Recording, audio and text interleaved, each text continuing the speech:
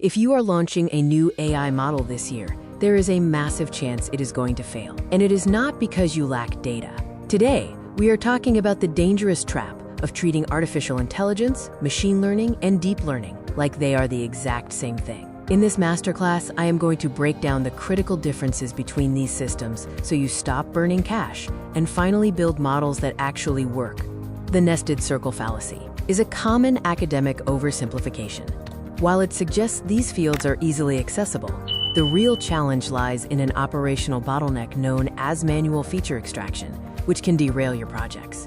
In the 1950s, AI relied on expert systems. Engineers used if-then logic gates to map rules manually. This approach struggled with ambiguity and completely failed when confronted with messy, real-world conditions. The shift to statistical machine learning changed the script.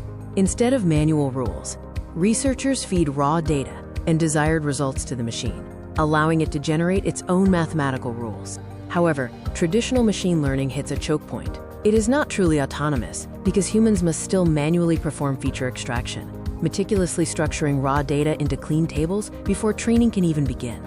Deep learning represents a significant leap by achieving autonomous extraction.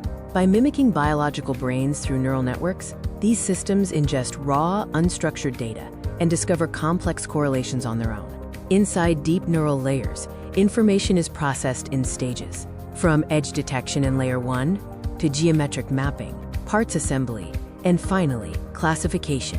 Each layer builds toward a confident final recognition. Performance scales differently between these models. Traditional machine learning hits a hard plateau, whereas deep learning performance scales exponentially when provided with massive datasets and high compute power. Automation comes at a hardware cost. While machine learning can run on standard processors, deep learning requires specialized graphics cards and significantly more energy and capital for training. Your deployment strategy depends on the use case. Netflix uses machine learning for log-based recommendations, while biometric systems require deep learning, and regulated industries prioritize explainability over complexity. The explainability matrix highlights these trade-offs. Machine learning offers traceability and compliance for sensitive sectors, while deep learning provides autonomy at the cost of explainability and higher hardware requirements.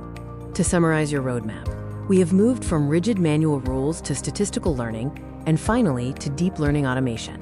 Understanding these distinct mechanics is key to your project's success.